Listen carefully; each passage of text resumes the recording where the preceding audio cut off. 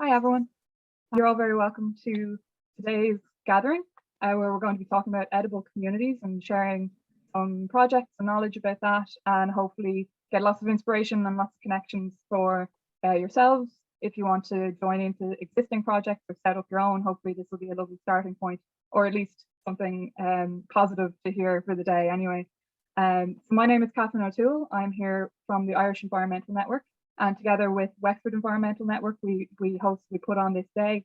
And as I said, the idea is to connect and meet others from around the country and from your own county as well, with the same interest in these edible projects and local food and biodiversity. So before I pass you over to our first speaker, I just wanted to introduce you to two networks that you may or may not be aware of. And they're very useful in just meeting people and getting connected with others in the area. So the first of which are the public participation networks. These are the body through which the council communicates with the community. If you're in a group and you're not signed up to public participation networks, I'd highly recommend it. They're very good in connecting people. As you can see the list there on the right here, you can have a say in local policy creation. They tell you about funding that's coming up. They have a community wellbeing statement, which is kind of the guiding vision for the county that's created by the community. So that's really useful things to have your input into as well. They provide lots of information about what's going on with community groups around the county, and then they allow you to communicate as well with other groups in the county too. So it's free to sign up to your local PPN, your public participation network, and anyone can do so. You don't have to be an environmental group, but it would be great if there is anyone from environmental groups here to sign up, because we'd love to have a really robust environmental voice on them. And then finally, for me, I just want to let you know about the local environmental networks as well. These are independent voluntary groups, and they work to connect people, to allow communication and to allow collaboration as well. So despite the similar names, they're completely independent to the Irish Environmental Network, and they also go under some other names as well. There's Transition Towns, and there's Climate Action Network, and a few others as well, environmental forums, nature networks. So anything that is kind of gathering people together in an area and forming a network of that kind, they are all listed on this website, www.len.ie, and you'll find a list of them there. And I wanted to give them a shout out because some of them might be here tonight and you might meet them in your breakout rooms. But if you don't, they're also just a really good starting point to go to if you want to get involved locally with whatever ideas that may be sparked tonight or this evening, or if you want to get involved in anything, or if you want to know what's happening. They're a really, really good place to start to take action, because that's why we're all here. We all want to learn and take action. So that's it from me for the quick introduction. And I'm going to pass you over to our first speaker. Susanna D'Ascenzi is here from Wexford Environmental Network, and she is going to tell us about ENViTE. So over to you, Susanna. Thanks, Catherine. Hello, everyone. My name is Susanna. I'm from the Wexford Environmental Network, and I'm super happy to be here. Thanks again for organizing, Catherine, and thanks everybody for being here.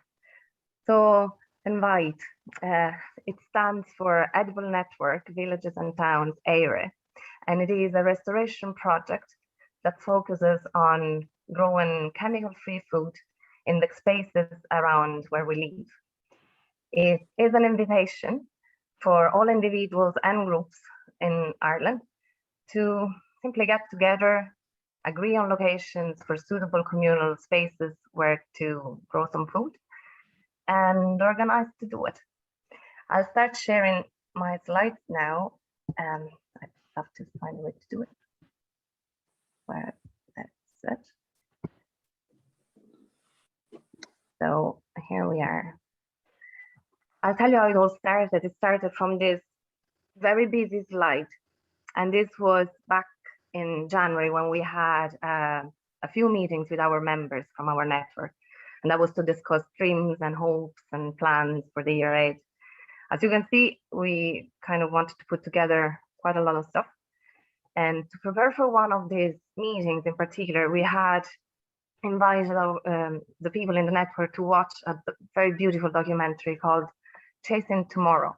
This is available on YouTube, and we all loved it. It was so uplifting and encouraging that we got lots of inspiration, and we recommend to watch it. From this, that's the way we came across these beautiful initiatives and movements like the Transition Network and the Incredible Edible Project in Todmorden in the UK, amongst many others.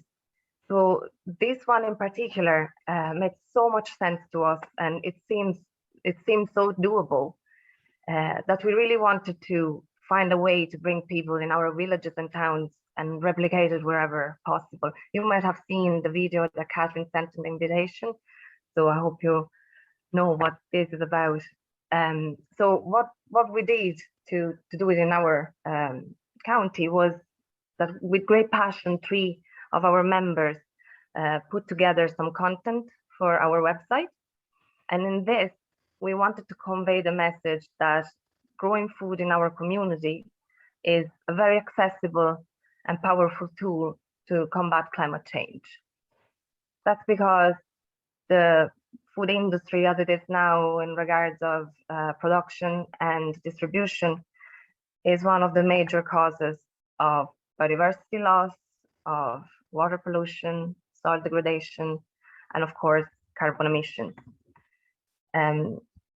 While putting this together, we started to form the first few groups, and we had a few in Gorey area and Escorty, Farns. So we started testing the waters with some of the community groups and schools around us. The interest was extremely encouraging, and the amount of knowledge that they were offered and kindly shared with us was extremely helpful for putting together and design this project. So thanks to that as well, ENViTE was launched back in April, and it received very, very positive feedback. A lot of people signed up right away. Maybe some of you here signed up back then. And now I'm just going to mention a couple of the groups that have welcomed ENViTE in their plans already, and maybe tell you a bit about how we approach them, because sometimes this is the most difficult part for an individual, how to get people on board. And I'll stop sharing the slides because I don't have photos for that. And I'm not gonna lie, I wasn't too thrilled about contacting someone from a very well-established group like Tidy Towns to immediately propose a new idea, especially because we didn't have a website or a very clear plan back then. But sure, I thought I wasn't going to ask them for building a skyscraper, right? So all I did was got the phone and rang the chairperson of the Tidy Town group in Ferns, which is the village closest to where I live, and went, "Hi, my name is Susanna from the Wexford Environmental Network. I wonder if you had time to hear about this new edible project." We really didn't even have the name back then. But I'm happy to say that it was quite easy to get the idea across, and it wasn't too long before the group joined ENViTE. You see, you may know that Tidy Town groups have embraced the All Ireland pollinator plans in the past years. So this idea of planting edibles around town probably was an easy addition that also helped in that regard, and maybe also an alternative to just let all the lawns grow wilder. So due to COVID, we couldn't really initiate anything because we were only able to meet personally in person when restrictions were lifted. And by then, they also had to catch up with all the plans that they weren't able to bring during COVID. But what we did was kept engaging and with other members in the community. In fact, ENViTE is a very simple initiative that doesn't need much funding to start off, because it really counts on sharing what members already have to offer, whether it's some seeds, some tools, some knowledge. and there is plenty around where you live. You'll find out. So we didn't need much funding, but funding still came to us, and that was thanks to a community development officer from our local development, Wexford local development. He took an interest in initiating ENViTE in housing estates because he also had an idea about that, so that kind of fit his plans too. And we met and organized a few weeks later a meeting with some of the residents from an housing estate and brought the idea out there. And well, it did make sense to them, and it was very encouraging to see even the people that wouldn't have been particularly keen in doing the planting part be absolutely fine with the idea, to say, I have nothing against that at all, which is a very important thing. We would like for everybody to know about the project, especially because it's going to be in a communal area. So not everybody is able to offer the time or is interested in doing the action, but hopefully most people would be at least happy that others are doing it. So only a few weeks ago, they were able to secure a few herbs and shrubs to start their very own edible estate. And I'm really thrilled to see what this is going to become. Now, this project can be simple or very ambitious. It's not a competition. It doesn't promise any awards or prizes. It's really about encouraging people to see that together they can rethink the use of the spaces around where they live, work, study, pray, do sports, and invite them to take charge and make that happen. Another place that is perfect for this kind of project are schools. Schools are already very well engaged in gardening activities. Most of them would have something going on already.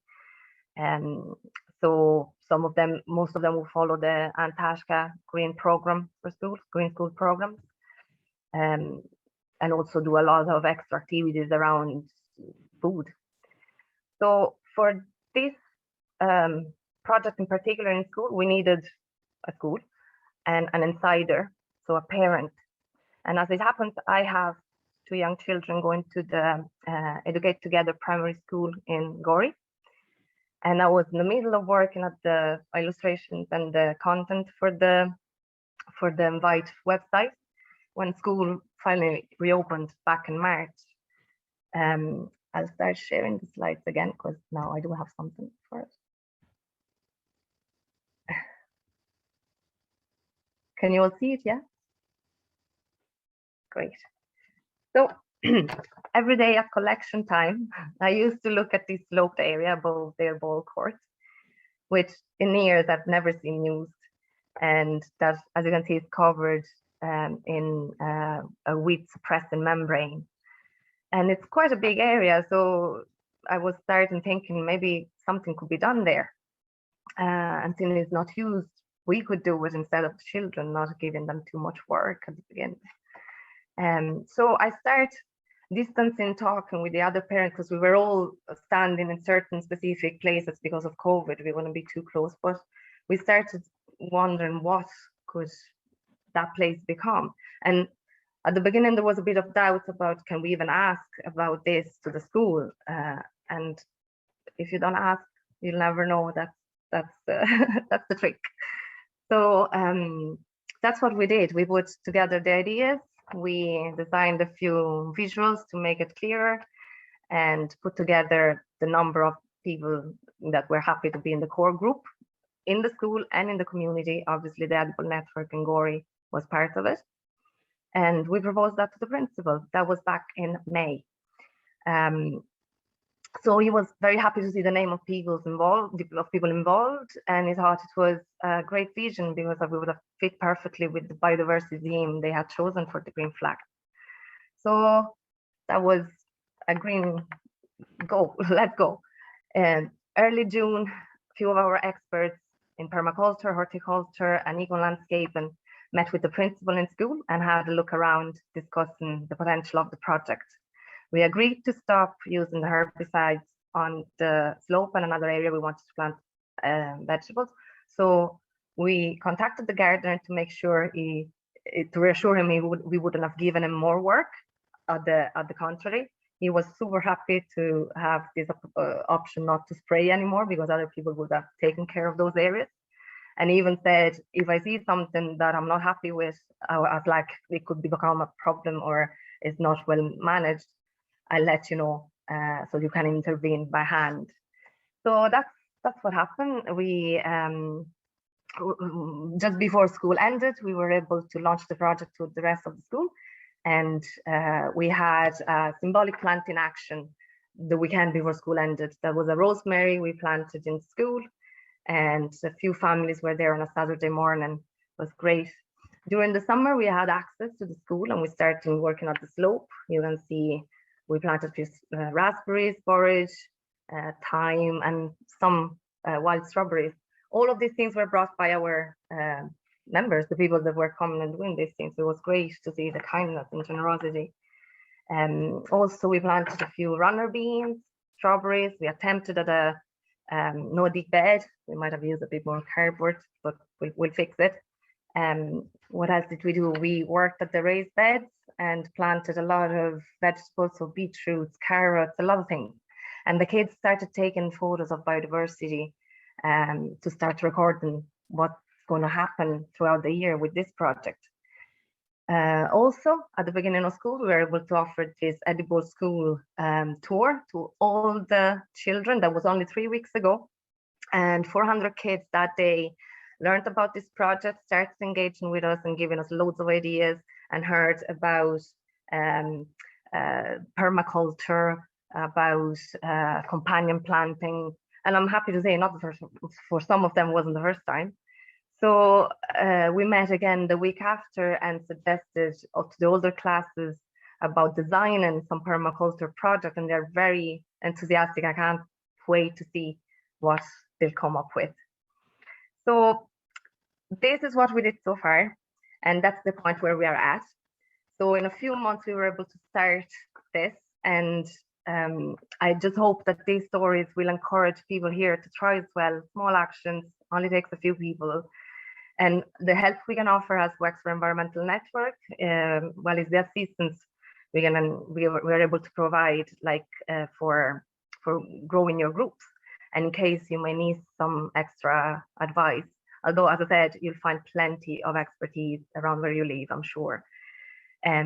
So to communicate, we use one Slack channel, which is this chat that allows for a smaller group to be created and to interact privately.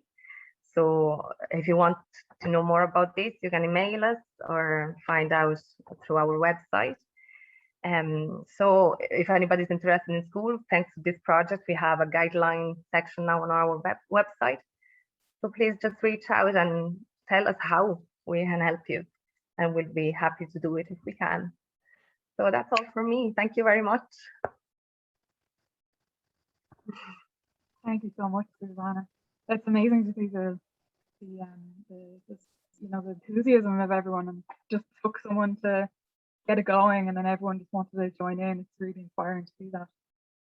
If anyone has any questions, please do pop them in the chat, and we'll get to them after our next speaker. But yeah, or jot them down yourself so you don't forget them. Yeah, thank you so much. And so we're going to pass it on to our next speaker, who's Alan Clayton, and he's here from Transition Towns Kinsale. He's going to talk about a project that they were doing, edible trails. Over to you, Alan. Thanks, Catherine. Hi, everybody. Thanks, Susanna. I don't have as many pretty pictures actually to show as Susanna, but there's one which is a map, so I'll guide you through what we've been doing in terms of this edible walk.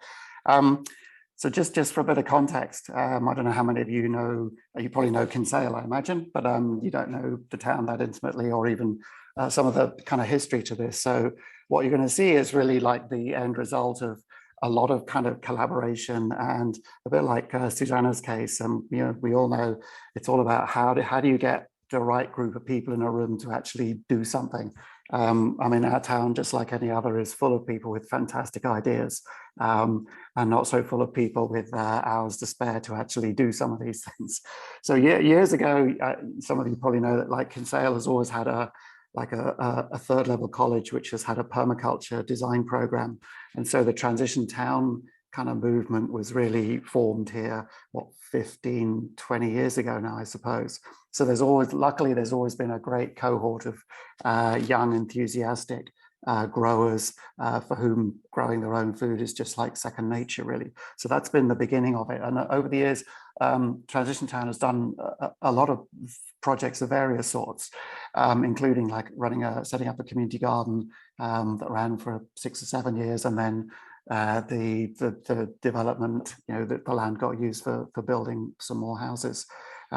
So I guess, so the Transition Town movement was the beginning of it. And over the years, it's become apparent, and again, this may be true of your own towns as well. Although people look at, I know from the outside, people look at our town and go, wow, you guys are really together.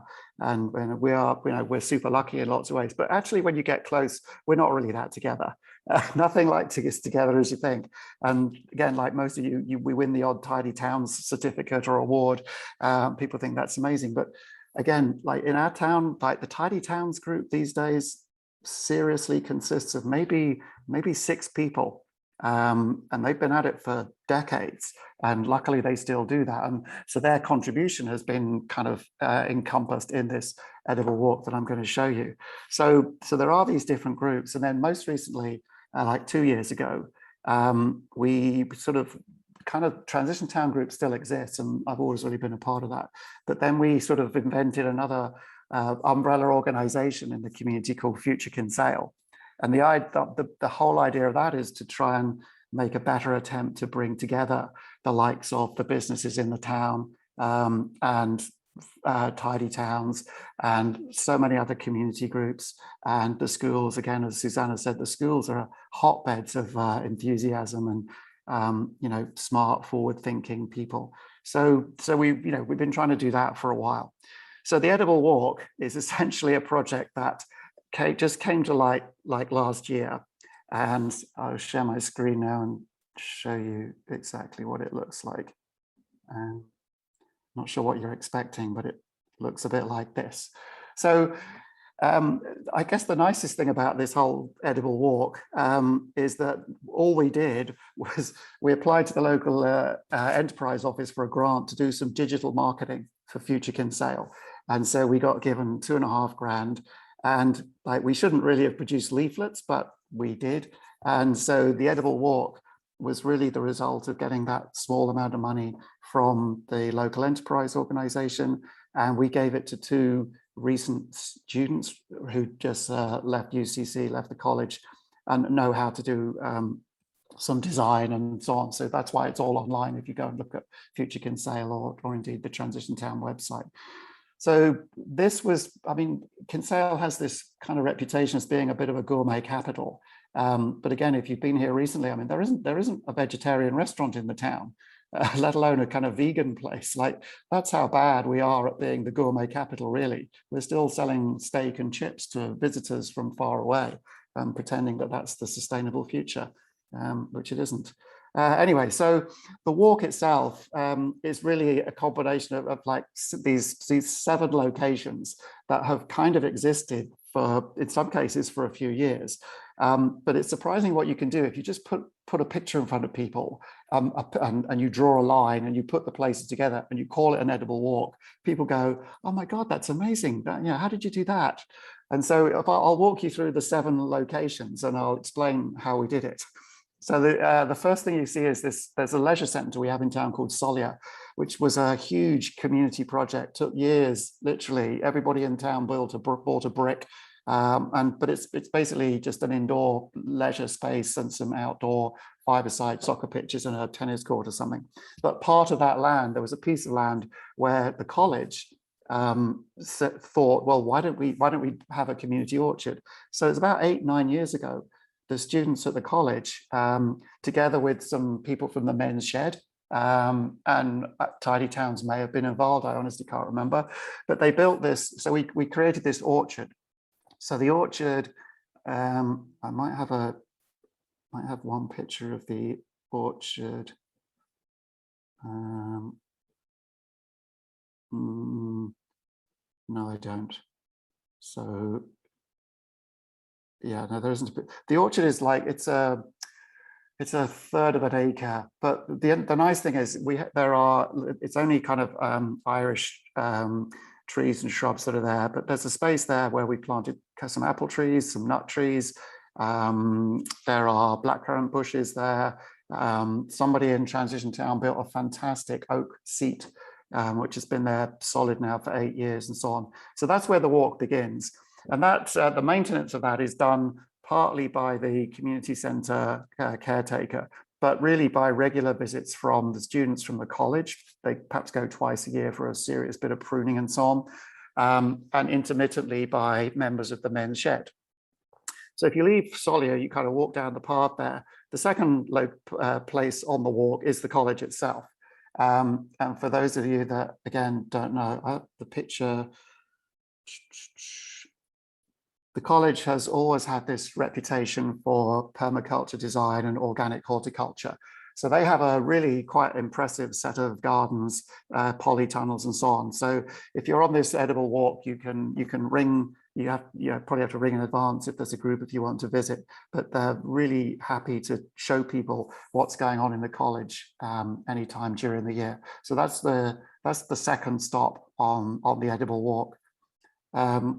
If we go back to the map, so the third stop on the edible walk is this thing called edible beds. So it doesn't look like, it looks like it's out in the countryside there, but if I show you the picture of the edible beds, this is actually a couple of raised beds put together by, oh, there we go, it's not a very big picture, by four women.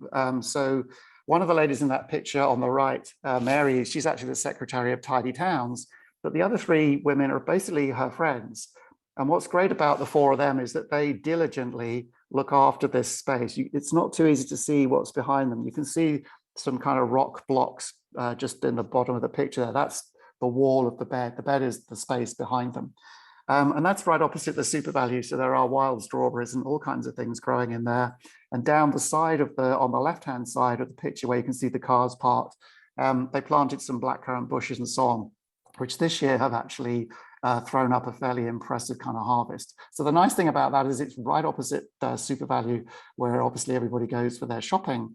And so people have begun to see edible stuff growing around, even on the door of their supermarket itself. So that's number 3. Number 4 is the OHK Cafe. So, and then you can see the neighbor food logo there. So the reason OHK Cafe is there is because they do indeed, they are the local sort of center for our neighbor food project, which again is another very impressive initiative to try and promote. Here it is. That's the picture of the cafe on the right there. It's kind of in one of the reasonably main streets, but it is the center for the neighborhood food project, and so we thought it deserved a place on the edible walk, and the two ladies who run that agreed wholeheartedly. So they are on the walk as well. So you can walk past the cafe, you learn a bit about the neighborhood food. The market garden, number 5, is basically a locally run kind of small fruit and veg shop, but the owners have a 2-acre field on the outskirts of town, and they regularly put notices on their own Facebook page when there are potatoes and carrots and veg from the farm available in the shop, today or this week and so on. So that's number 5. Number 6 is the farmers market. We have a weekly market in town that takes place on the main car park in the center of the town. So that's a pretty amazing place, obviously, to find locally grown food at any stage. And then finally, number 7 is this place called Hippie Murphy Park, which I have to tell you, half the people who live in the town don't know that that's what this little piece of land is called. There's a long story about a character who used to live in the town. But that space, again, if you won't see much from the picture, but it's a public space. There's a couple of seats in here. But basically, the same four ladies that built the edible beds that you saw at SuperValue have again planted blackberry bushes here. There are again a couple of apple trees planted here. There are some really impressive goji berry bushes that spread all over the place. And that, that's the kind of thing you tell people in town that we've got a goji berry crop coming up at the town, and they think this is like something exotic from South America or somewhere. So really, that's what we put together. So the fact that it's called the Kinsale Edible Walk, and the fact that when you see the leaflet, so the leaflet is we hand out the leaflet at the Tourist Information Office, or you can download it online. One day it'd be great to get a couple of technically adept students to build a kind of augmented reality version of this. So when you walk through the town and you use your camera and you come to these places, you can read about what's going on and why this is good to kind of promote a sustainable way of growing our food for the future. If I just go down a bit. So I guess finally the thing to say is really at the beginning that the trick seems to be to find the appropriate group of stakeholders to do this. So as you can see on the left at the top there, I mean, we have a pretty active men's shed. If you ever want a wooden chair building or a bird table or something, they'll go to the ends of the world to build things for that. The Transition Town group has always been a pretty lively group. So there have been contributors there who also have a lot of knowledge about these things. The college has this group of students who are always, every year it's a new group of students studying organic horticulture and so on. So they're really usually enthusiastic. The Tidy Towns group, like as I say, inevitably is part of this. And I think either Susanna or Catherine mentioned earlier that in our experience, like Tidy Towns, still to a large extent, people think it's about cleaning up the chip wrappers after a bank holiday, messy bank holiday weekend.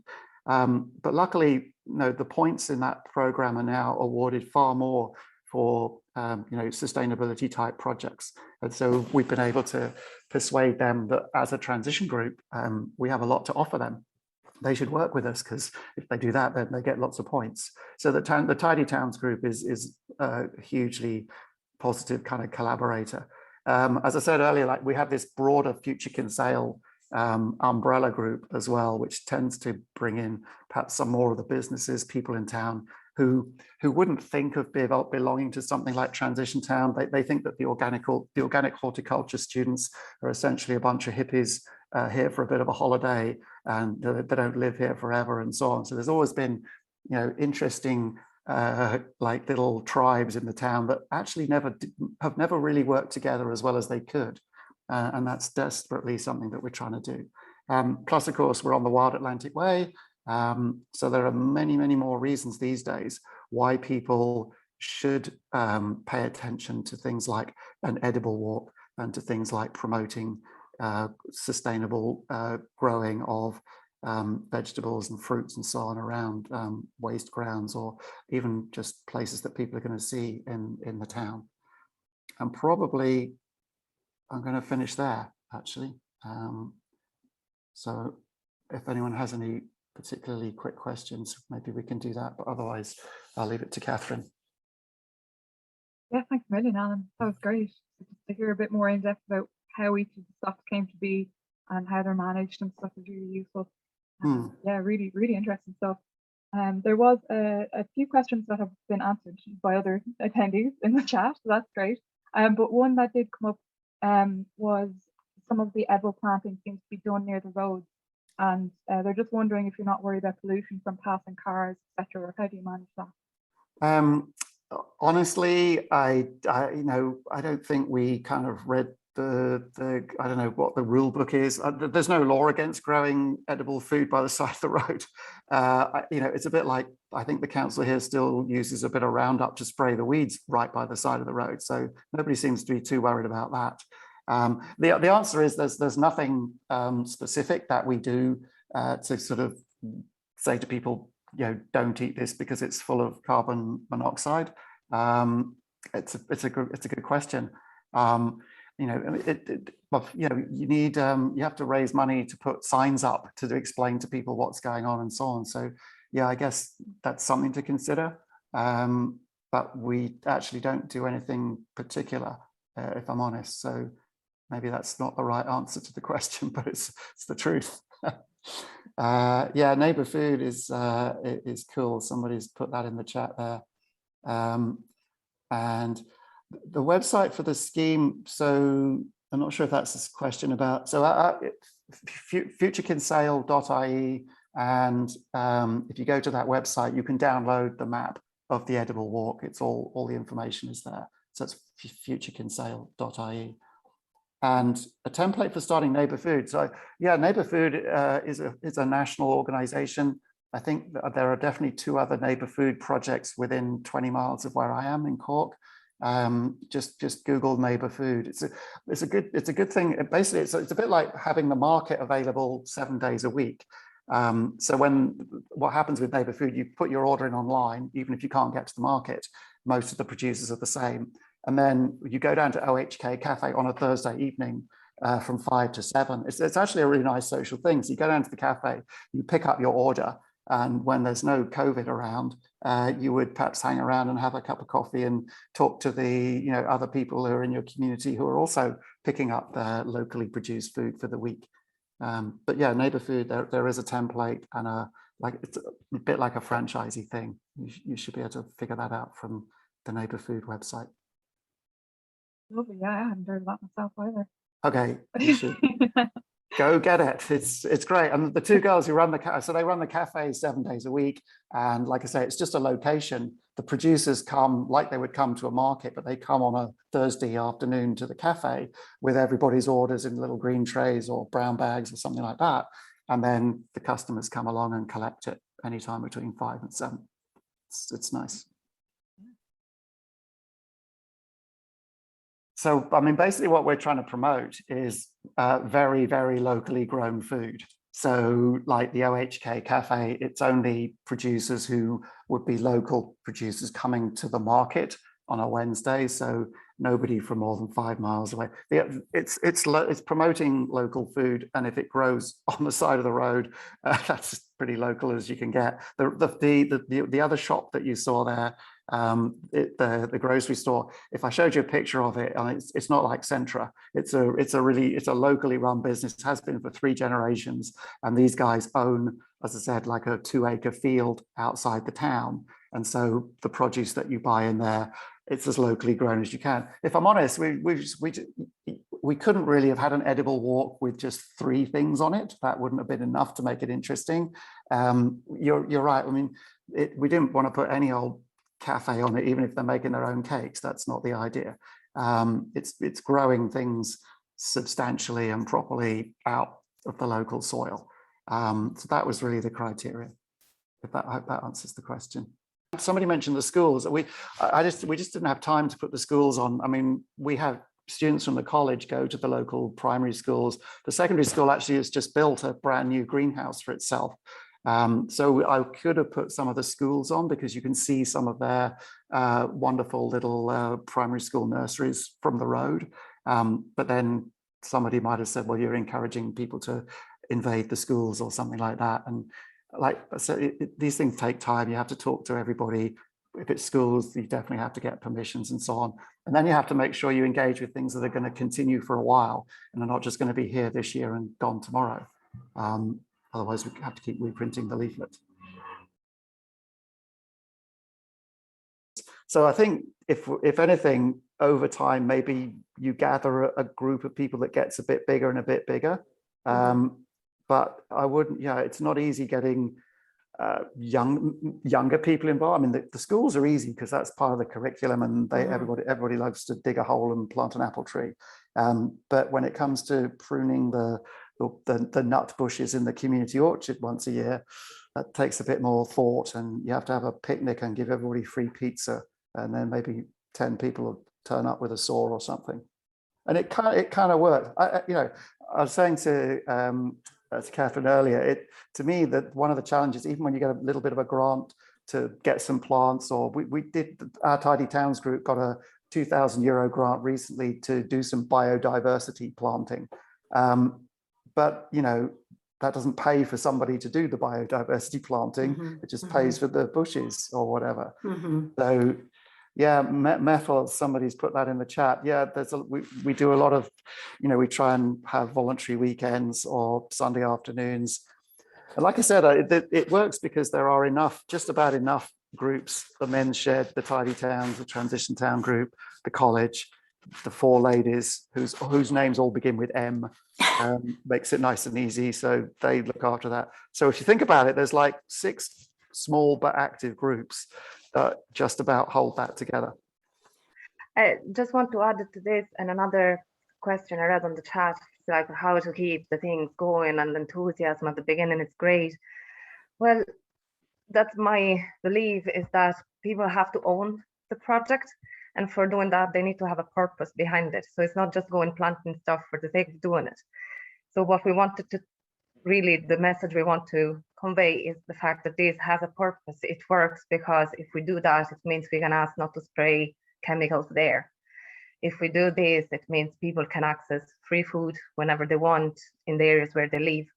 And maybe another very important thing is that they have to be close enough so that it doesn't become a problem for them to travel to these places. So that's why combining, you know, engaging with people that already belong to a smaller group, whether are schools or churches or sports clubs, and they all have a little area, but they know that around them the other people are doing it. So if they need some help and they don't have enough people, because that's very true, like the people in the tidy home groups is normally very few, and they have so much to do, and it's impossible to keep with everything. But if, for example, they state we have engagement firms, they know that we will have not only the people that are in the estate doing that, but people in the community that live just there to help out when things are needed.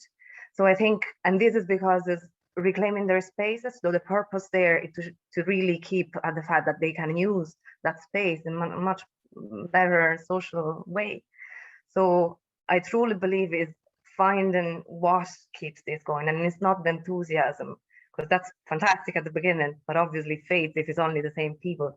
But if you know that their core group can bring this ahead and has a source in their local network when they need more hands, that might give, like for the school, we have 400 kids there going every day, and every week they'll be doing something, so it's easier to keep regular, but they engage with their parents and we are engaging with the community. So it becomes, if we need an extra help, we can ask that too. In cities, it's much harder. I come from big cities, Rome, so we had community gardens there. And if you're worried about pollution, yes, this is an issue, but we can't do anything at least until we decarbonize the way we travel. So it's harder, but you still have to find a smaller community and get that glued in the project.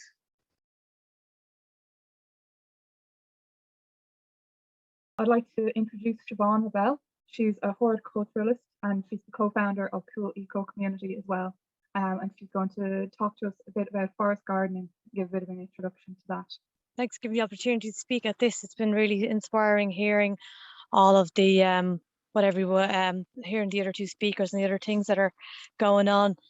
Yeah, so I'm here in Coole Eco Community in my office, which is the small forest garden I created that I was thinking I can show you bits of as I'm talking, although I don't know if I know how to, oh no, I do. Yeah, I'll switch the camera around. Yeah, so it's so forest gardening, yeah, forest gardening is gardening in a way that's mimiking forest ecosystems, so that you have a stronger, you're creating a stronger ecosystem that doesn't need so much looking after, like a vegetable patch. You're weeding constantly, you're constantly protecting things from pests. It's like and also, well, there's a lot of other benefits. It's like you can fit more food into the same space.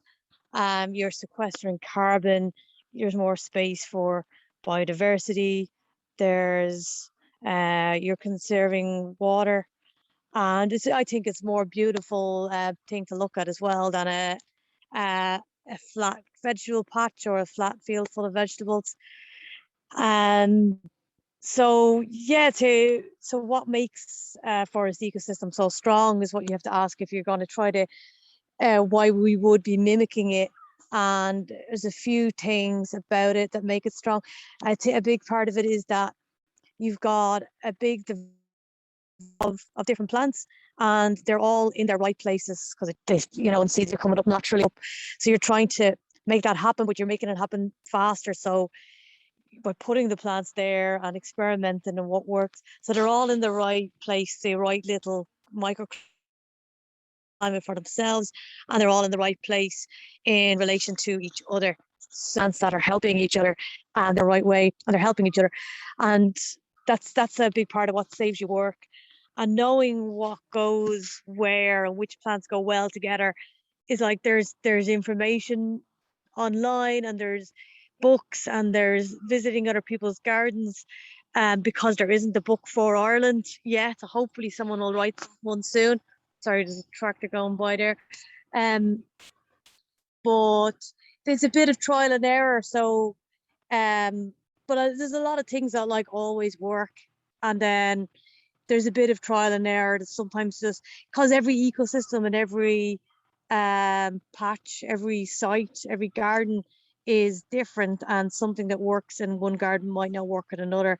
So there's a bit of messing around, but that could be fun, just like experimenting, finding new combinations that nobody has talked about. But it's not like completely shooting in the dark.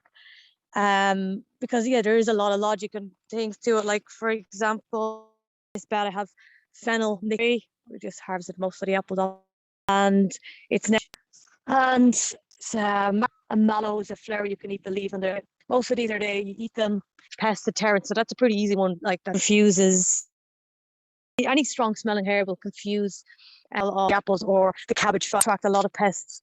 And then fennel also attracts hoverfly and other insects that with plants.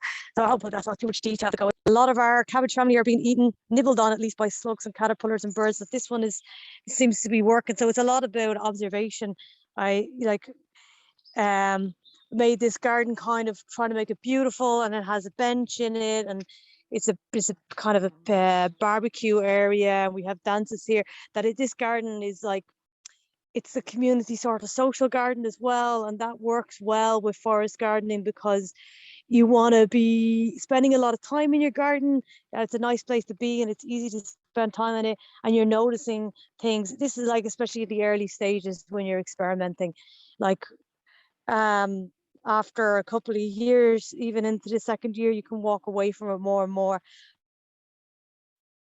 Yeah, so the things that make a forest garden strong, that's like the diversity of plants kind of interconnected, helping each other, different shapes and colors and sizes and smells. Just the more diversity, like say diversity is strength. And what other thing that makes a forest garden system strong is that it's very full. You don't have open ground like you would in like a vegetable garden conventionally. So if all the space is full, there isn't really space for weeds to get in, and you don't have to weed it. I might turn the camera on briefly here and see, to show you this mature patch that is nearly a year old. That's where underneath the apple tree is just completely full of stuff. And most importantly, the ground is covered in creeping stuff. And so there isn't that you need it because the space is full, and so and then the other thing is the layers. I think that's the first thing that people hear about, like what a forest garden is, that you have all these different layers, the large trees, the smaller trees, shrubs, climbers, the herb layer, which is just only the non-woody plants, the ground cover layer, which is herb layer, and the ground cover layer. A lot of it is your is your ground cover layer, probably the most important, and your root layer. But what I've been finding in a research I've been doing over the last year, especially interviewing people who have forest gardens or food forests in Ireland, and visiting some that probably not in temperate countries. It's not advisable in a temperate climate at all, because the original sort of idea for a food forest or forest gardening came from tropical regions, where you can just have lots of layers of foliage, and like, because there's too much light and there's too much heat, and your vegetables are actually going to grow better completely in shade anyway. Whereas in Ireland, light is our main limiting factor. You have it so dense, and definitely not 7 layers in one area. Maybe you're using all the 7 layers that exist, but you maybe have 4 in one area and 3 in another. You might have an area of climbers around it. You can't put climbers on trees in Ireland. It's too damp. So it's the light and the damp, having things too dense. And you'd even adapt it to patches.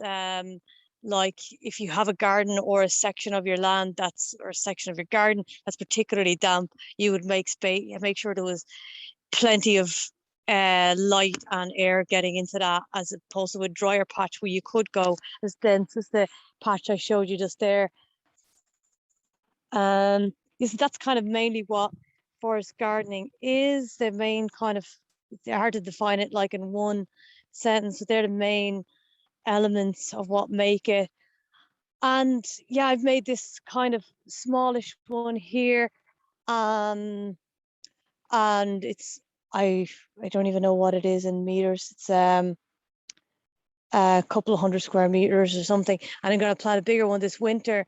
And we have plans to, Coole Eco Community is joining up with Laois Offaly Education Training Board to make a community-owned food forest for our local town of Siobhán in Offaly, which would be a really big deal for a small town like that to have.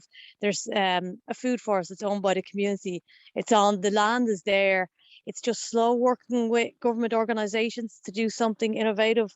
It's taken time. We're still in the research phase, but that will be like open to the public, and that it can walk through it and enjoy it. And it'll be a CSA, so local people can pay a subscription and get a share of the harvest, and take part in like work days, and there'll be some training. That's the plan anyway when that happens. But that's all talking very big scale, and I suppose a lot of people are in towns and cities, but this can be applied on absolutely any scale. That's something I didn't understand at first when I heard of food forest. I was like, need like an acre or 2 of land, because some of the books do talk about it like that you need to design this like whole big kind of forest really. And but you can do it on absolutely any scale. You can do one tree with plants, with like vegetables and beneficial plants underneath it. I will show you. I'll turn the camera on again. Hopefully it's okay. A patch that's kind of easily replicable in a smaller space, which is underneath this cherry tree that was there before. This big cherry tree. Just got like this one patch. So I just put cardboard, compost, and manure down, and then you can put wood chips or silage. We get moldy silage from here and from our neighbours at the end of when the cows are finished in their sheds, so that's free and it keeps the weeds down. But yeah, it's just a small area. It's like 4 square meters, I think. You could even do smaller, and it's got the perennial kale again. This is Turkish rocket, which is like a cabbage. The mallow again, the calendula, which you can eat and good for beneficial insects. Borage, which you can eat and is good for confusing insects and for pollinators. And the fennel again, but it's quite a small space, little patch. And yeah, that could be done in like you know, a little verge that was neglected, or a corner of a school yard or something, or yeah, pretty much any space, or in your back garden.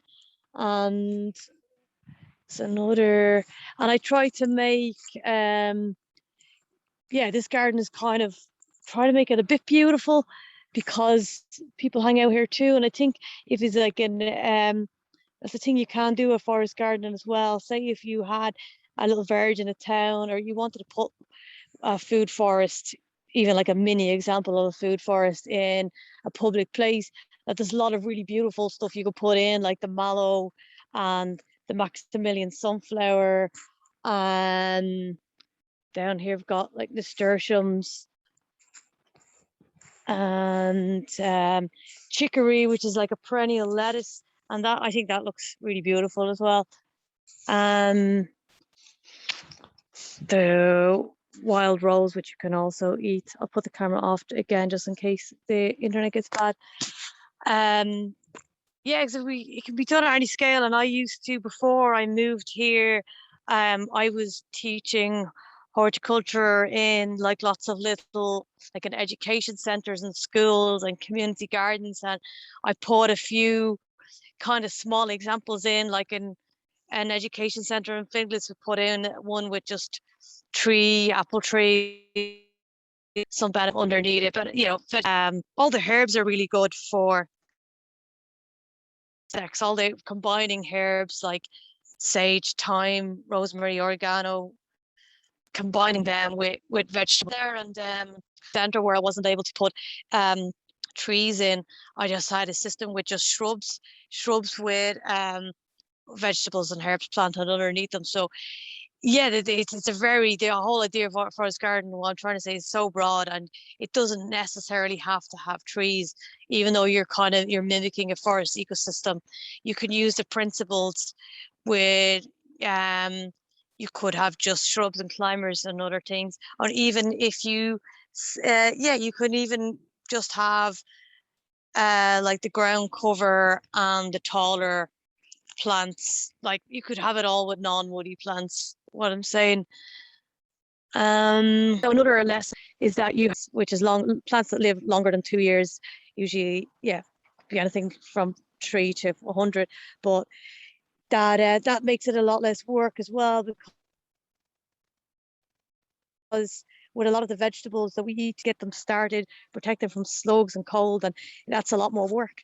And whereas you only get those kind of annual plants in the wild where the ecosystem has been disturbed by like fire or some kind of disaster, and it's getting started off again.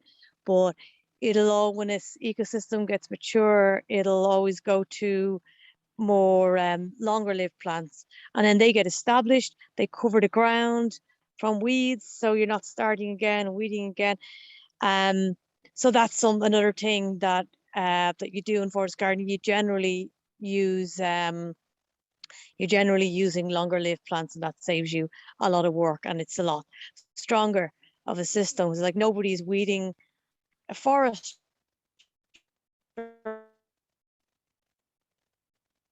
or any other natural ecosystem. We had this other little patch, if I can't get away with it on my internet, this is what the other ones are a bit more mature. This one is only planted a few weeks ago as part of a work.